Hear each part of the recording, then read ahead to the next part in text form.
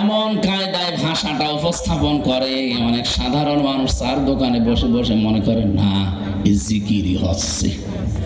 ওকে আসলে জিকির, ওটা ওদের দরবারের ফিকির, ওটা দরবার টিকিয়ে রাখার জন্য ওরা ব্যবসা বাণিজ্য করে খাবে, এই জন্য এটা বানিয়েছে। এই কথা বলছেন আমার, এটা আল্লাহ ১৫০০ বছর আগে জানিয়ে দিয়েছেন।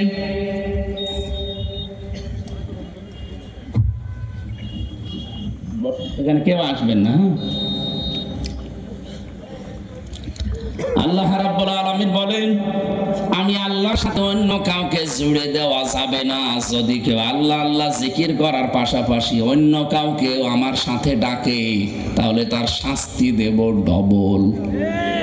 ইউদাআফ লাহুল আযাব। এই আয়াতের পরে আছে সূরা ফুরকান ৬৯ নম্বর আয়াত। যারা আল্লাহর সাথে অন্য কাউকে আপনারা ডাকেন, আপনার শাস্তি কিন্তু ডবল হবে। এখন যদি বলেন যে ওনার মতো এত বড় আলেম এ জিকির করে, কিসের আলেম? ওটা তো আলেম নামে একটা জালেম। খালি নামের আগে মাওলানা লিখে থাকলে আলেম হয়ে যায়? তাহলে শয়তানে পৃথিবীর সবচাইতে বড় আলেম ছিল কি?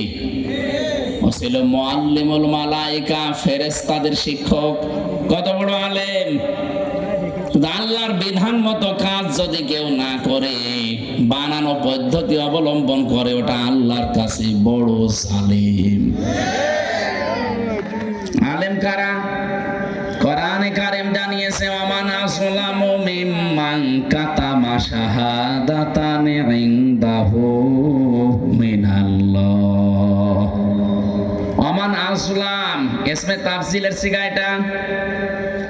সূরা বাকারার ১৪০ নম্বর আয়াতের প্রথম অংশে আছে, আল্লাহ বলেন, আমি আল্লাহর দৃষ্টিতে, তোমরা মনে করো অনেক বড় আলেম, আমি আল্লাহর দৃষ্টিতে বড় জালেম ওই লোকটা, মিম্মান কাতামা শাহাদাতান ইনদাহু মিনাল্লাহ, যার কাছে আল্লাহর এই কোরআনের জ্ঞান আছে।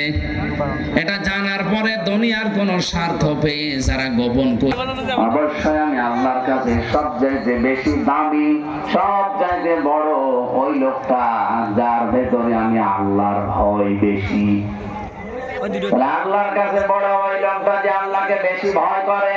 আল্লাহকে বেশি ভয় করে तमाम দুনিয়ার ভেতরে যারা আলেম, তারা আলেম কারা? যারা জ্ঞানের উপরে কাজ করে, জ্ঞানের বাইরে গেলে সে কাজ। আপনি এবার নবীদের জীবনী একটা একটা করে নিয়ে আসেন। এই যে কোরআনে ২৫ জন নবীর নাম আছে, প্রতিটি নবীর জীবনী মিলান। প্রত্যেকটা নবীর জীবনী আমি পড়ে দেখেছি। ইয়া হাসরাতান আলাল ইবাদি মা ইয়াতি মির রাসূলি ইল্লা কানু বিহি জিজি করতে যাও।